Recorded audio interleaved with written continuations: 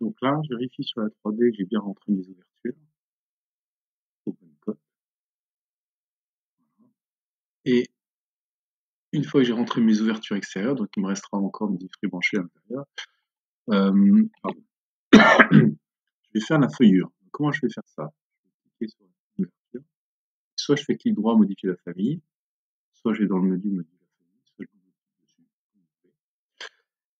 Et ça m'ouvre la famille en question. À ce moment-là, ce que je fais, le mieux normalement ça aurait été de faire le contraire, c'est de modifier la famille d'abord, l'enregistrer sous un autre nom, enregistrer sous famille, et je vais l'appeler M fenêtre ouverture carré, je vais l'appeler Duquesne.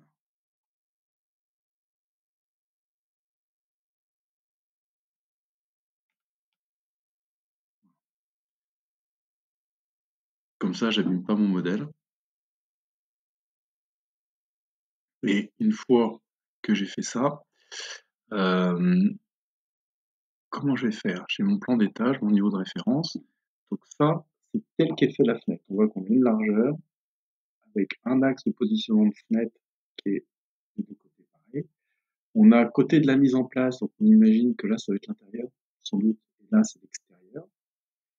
Et donc, on va faire notre feuillure. Donc, pour faire notre feuillure, je vais faire RP.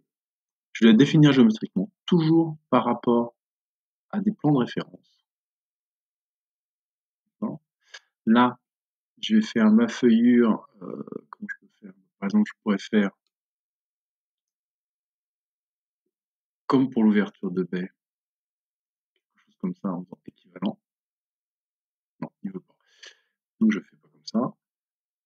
Je vais coter, et si on regarde, pardon, je reviens à mon plan. Si on regarde l'ouverture, la feuillure, en fait, côté extérieur, c'est bien mon trait de côte. C'est-à-dire que la 80 correspond au côté extérieur et la feuillure est à l'intérieur. Donc, par rapport à mon modèle, je vais pas toucher à ma cote extérieure et je vais la faire rentrante. Je vais enlever cette partie de matière. Comment je fais? Je fais RP, je vais définir une cote.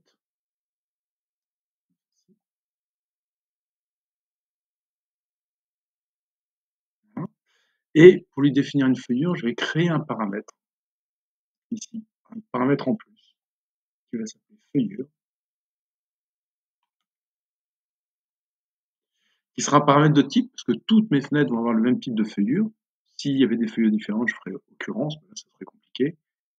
Je fais ça, et ma feuillure, je lui mets 110, 100 mm. Si j'ai un doute, je tape 11 cm, comme ça. Je le verrouille, ce sera toujours les mêmes pour toutes. Si je vais ici, ce sera, ah bon, c'est pas changé, ce sera 110. Si je vais ici, 110, 110.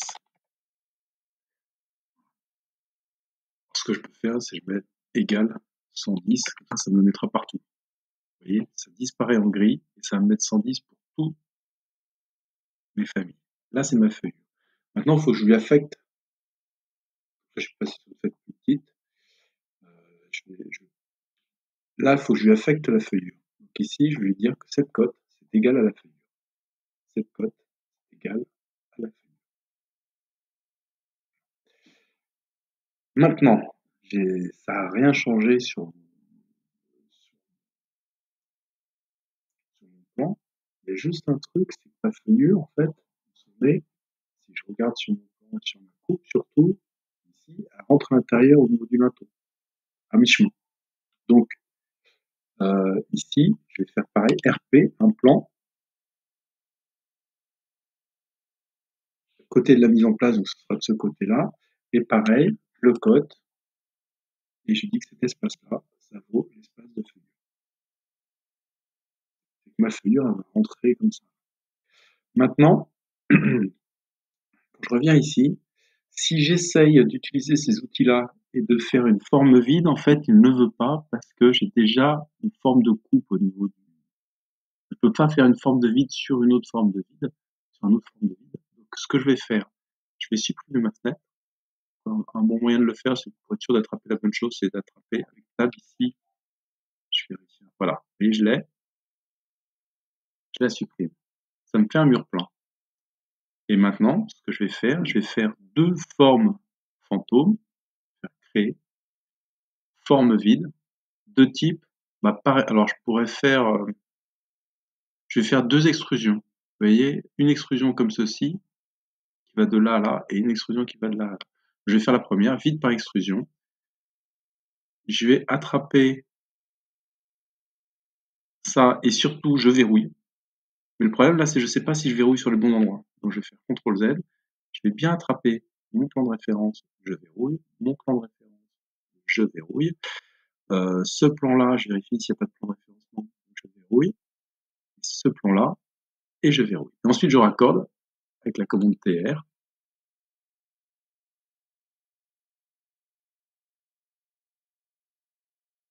Voilà. Et je valide. Je vais voir sur ma vue de droite, et là, vous voyez, il est tout petit, donc il part bien du début. Bah, ce que je vais faire AL, j'aligne sur ce plan-là. C'est bien le premier plan. Et je verrouille. Là, j'ai fait ma première extrusion. Je retourne ici. J'ai ma première extrusion. Cette extrusion, je vais lui demander de couper, parce que pour l'instant, il ne sait pas ce qu'il faut couper, le matériau ici. Et voilà. Il m'a créé une extrusion qui ne va pas de là jusque là, mais juste de là jusque là. Ce que je peux faire éventuellement, c'est vérifier que ça bouge. C'est-à-dire si je mets 1200, ça suit. Voilà, ça suit. Je vais faire pareil pour l'autre extrusion. Donc, je vais faire créer une forme vide par extrusion en sélectionnant toujours pareil des plans de référence pour être sûr de bien m'accrocher aux bons endroits.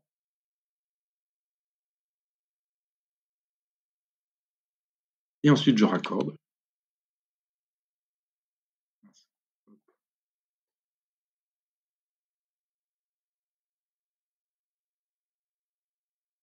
Et je valide. Là, pareil, j'ai mon extrusion qui est faite, mais si je vais sur mon autre vue, je vois toujours pareil. Alors, méthode différente de tout à l'heure, je peux l'accrocher comme ça, l'emmener et accrocher. Ça revient au même.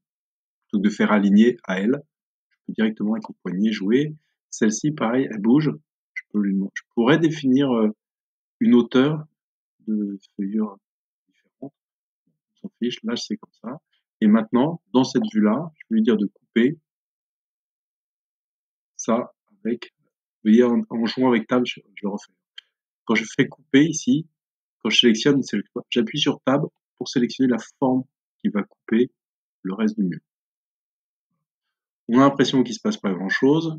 Si je fais ombrer, par exemple, on voit non plus. Je retourne dans la vue 3D pour contrôler. On voit qu'on a une feuillure qui a été faite. Et je vais l'ombrer. Facile à voir. J'ai ma feuillure qui suit. Si je modifie, on peut regarder, on peut vérifier. Si la feuillure, je mets pas 110, mais par exemple je mets 130.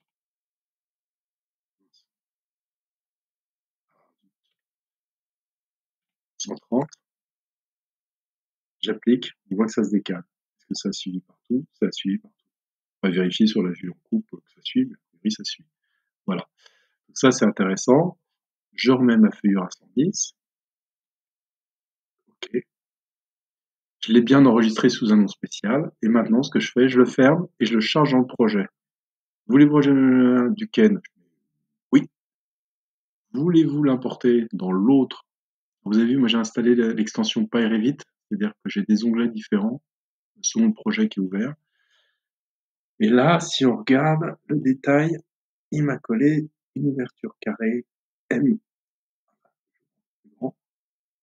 Voilà, j'ai mes ouvertures carrées du Ken, qui sont bien importées, mais pour l'instant, pas affectées. C'est-à-dire que celle-ci, si on regarde ce que c'est une ouverture carrée qui n'est pas du Ken, elle n'a pas la feuillure. Donc je vais faire sélectionner toutes les occurrences dans l'ensemble du projet.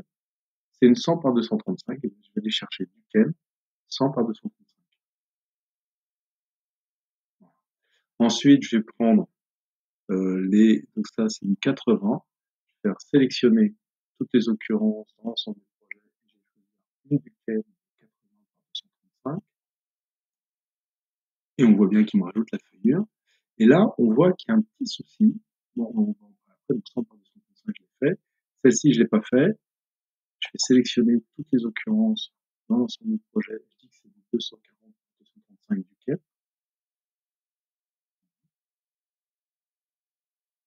Et ma feuillure, il me l'a mise à l'extérieur. Donc je continue à faire mon petit contrôle, vérifier si j'ai bien changé toutes mes fenêtres. Là, je vois qu'il y en a une qui n'a pas été modifiée. Je vais sélectionner toutes les occurrences dans l'ensemble du projet. Je la mets en Duquesne. C'est une quoi ça? C'est une 160. Voilà.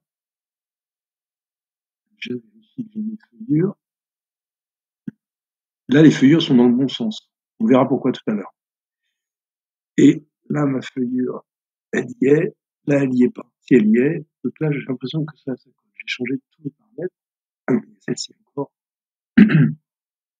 C'est 200. Oh mince, faut que je sélectionne toutes pour être sûr de ne pas en oublier. Les occurrences du projet. Et je lui dis Duquesne 200 par 235. Comme c'est exactement, j'ai pas changé les murs et tout, elles se remettent exactement au bon endroit, comme prévu. Voilà. Et là, je vois que j'ai des feuillures qui sont un peu bizarres.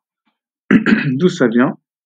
Ça vient de la façon dont je l'ai positionnée, et j'aimerais bien pouvoir la retourner. Donc, ce que je vais faire modifier la famille. Je sélectionne la fenêtre, je modifie la famille, et là, je vais mettre une poignée de contrôle. Je vais dans le niveau de ref, je fais créer, et là, je vais mettre un contrôle. Regardez bien, je vais mettre un contrôle vertical que je positionne côté intérieur pour qu'on le voit. Je ferme et je charge. Qu'est-ce que ça va faire, ça?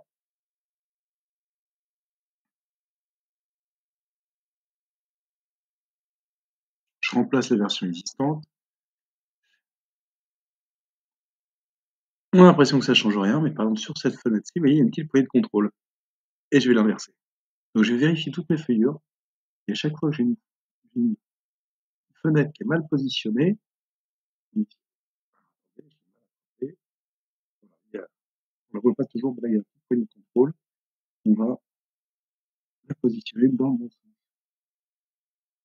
Voilà.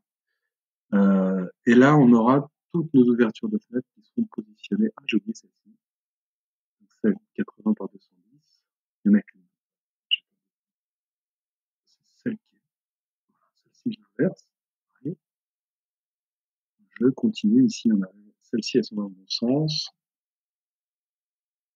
Dans le bon sens, dans le bon sens. Celle-ci aussi, celle-ci aussi. Celle-ci aussi. Celle-ci dans le mauvais sens. Celle-ci aussi dans le mauvais sens. En fait, ce qu'il faut savoir, c'est que quand on positionne soit des murs, on avait la même chose quand on a fait l'angle avec le mur. Selon qu'on aille de la gauche vers la droite ou de la droite vers la gauche, ça lui indique quel est le côté extérieur. Selon qu'on trace notre fenêtre dans ce sens-là ou dans ce sens-là, ça va lui donner le côté extérieur à l'extérieur ou à l'intérieur. Donc il faut recorriger manuellement ensuite le, la famille. Voilà. Donc là, j'ai toutes mes ouvertures. Et si je vérifie sur la vue 3D, je vais vérifier comme ça, on voit ici qu'on a bien notre feuillure pour pouvoir mettre notre fenêtre en feuillure. Fin de cette fenêtre, il nous reste